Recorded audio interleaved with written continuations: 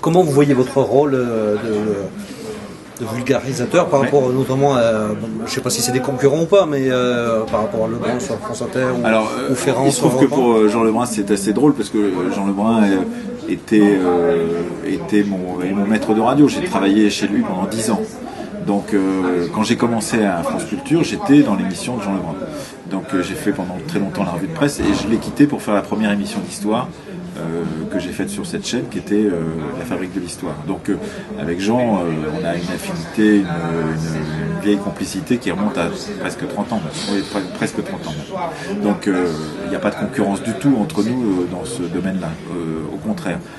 C'est plutôt une complémentarité, on regarde les programmes l'un de l'autre, on regarde ce que chacun fait, etc. Après, il y a les autres émissions qui sont, par exemple, l'émission de Franck Ferrand que je n'écoute pas beaucoup parce que c'est au même horaire justement que celle de Jean Lebrun sur Europe 1. Et puis, il n'y a pas beaucoup d'autres émissions sur les autres chaînes, il n'y a quasiment rien. Donc là, je connais moins pour le reste les autres émissions. Puis après, il y a la télévision, mais c'est un autre langage, c'est une autre façon de raconter l'histoire, etc. Avec des émissions de Stéphane Bern en particulier, etc. etc.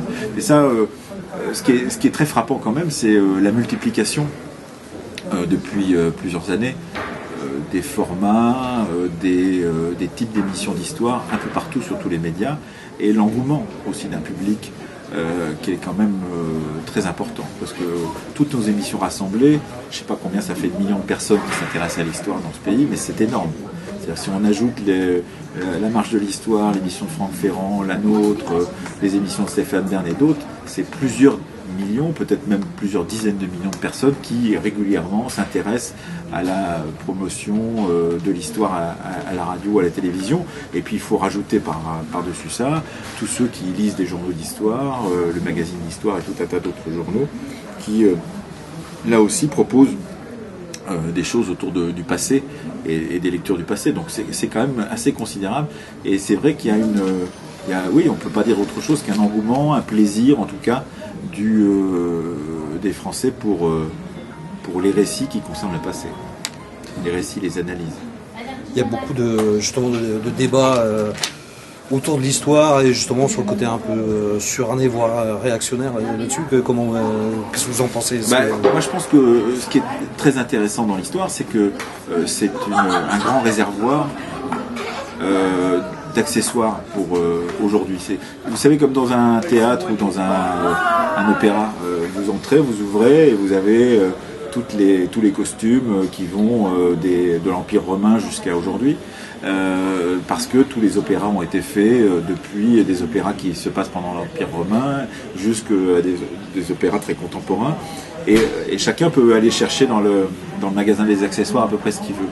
Et c'est vrai que c'est intéressant de voir que dans ce passé très large, les hommes politiques vont puiser de façon considérable, puisque on voit tous les jours des débats sur Jaurès a été pris par Nicolas Sarkozy, ça c'était il y a quelques années, ou Jaurès vient d'être pris par des candidat du Front National en disant que si Jaurès était vivant, il voterait Front National aujourd'hui, des choses comme ça, ce qui fait hurler tout le monde et en particulier les gens de gauche. Donc on voit bien effectivement les usages politiques du passé qui sont permanents aujourd'hui, et les usages politiques de l'histoire, des personnages du passé, des événements du passé.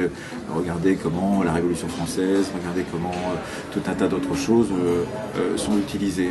Et donc c'est la même chose pour les historiens. Les historiens se divisent parce qu'il y en a qui disent il faut revenir à une question de l'histoire de France, à l'histoire de France, réapprendre l'histoire de France. Moi je suis plutôt de la tendance de ceux qui sont très intéressés par cette grande tendance aujourd'hui qui s'appelle l'histoire mondiale ou l'histoire monde ou l'histoire globale, etc. etc.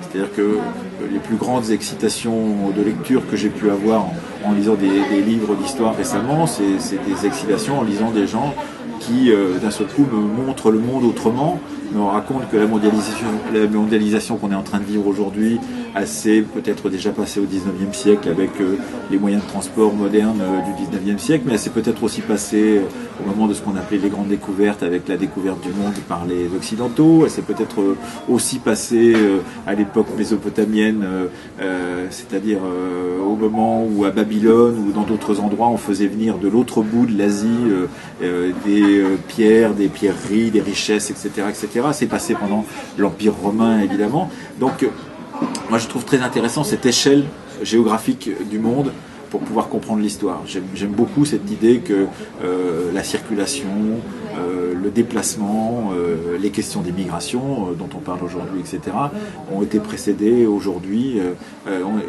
qu'on vit aujourd'hui, et ça a été précédé dans d'autres époques par d'autres migrations, d'autres déplacements, d'autres circulations qui conduisaient les gens à traverser les océans, à traverser les mers, à aller conquérir de nouveaux espaces, à aller s'installer ailleurs, etc., etc.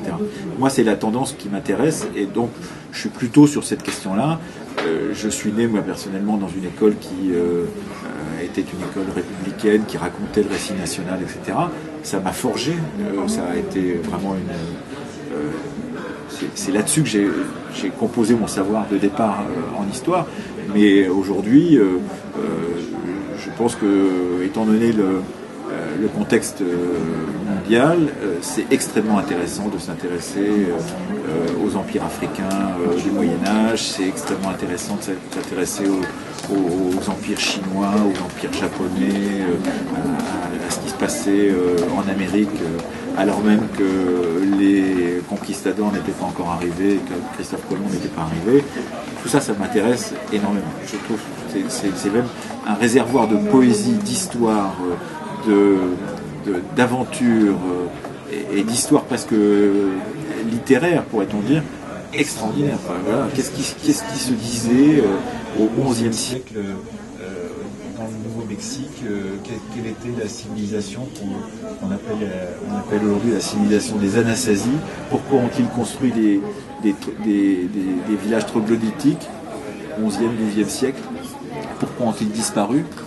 Quand j'ai fait un sujet là-dessus une fois, j'étais stupéfait de cet intérêt que je pouvais avoir pour une civilisation très lointaine dont on sait à peu près rien. Mais là, il y a aussi toute la capacité de l'histoire à faire travailler l'imagination.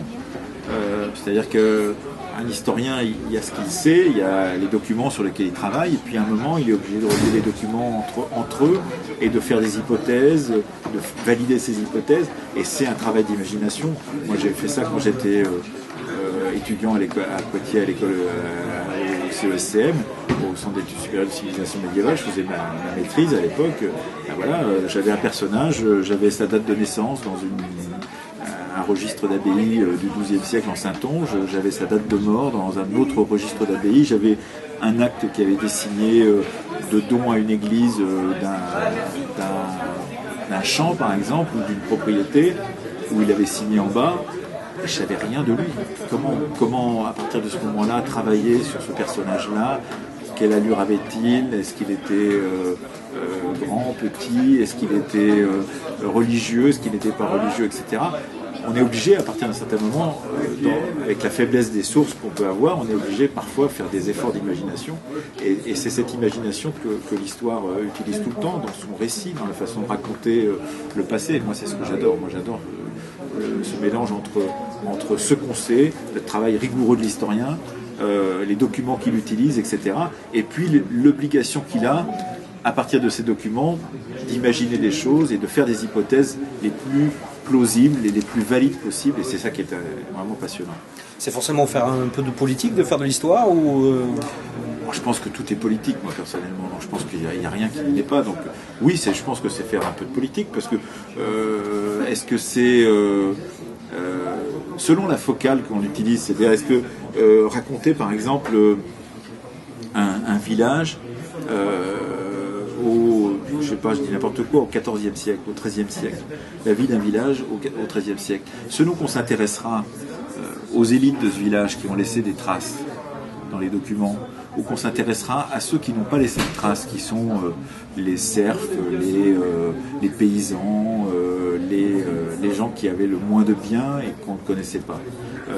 Et qu'on voit parfois émerger dans l'archive à un moment ou un autre, au moment d'une révolte, par exemple. Eh ben on racontera pas la même histoire, donc je pense qu'il y a une vision politique. Est-ce qu'on raconte la vie des nobles? Est-ce qu'on raconte la vie des sans-grades, des petits, etc. Il y a toujours effectivement dans le choix qu'on fait, dans l'angle d'attaque de son sujet, dans la focale, comme pour un film qu'on prend, soit on fait le gros plan, soit on fait le plan large. Là, dans le plan large, il y a des choses qui disparaissent parce qu'on voit pas tout le monde. Si on fait un gros plan, on peut aller au plus près des gens. Qu'est-ce qu'on veut dire d'eux? C'est des choix qui sont évidemment à la fin, dont on peut dire que ce sont des choix politiques, effectivement.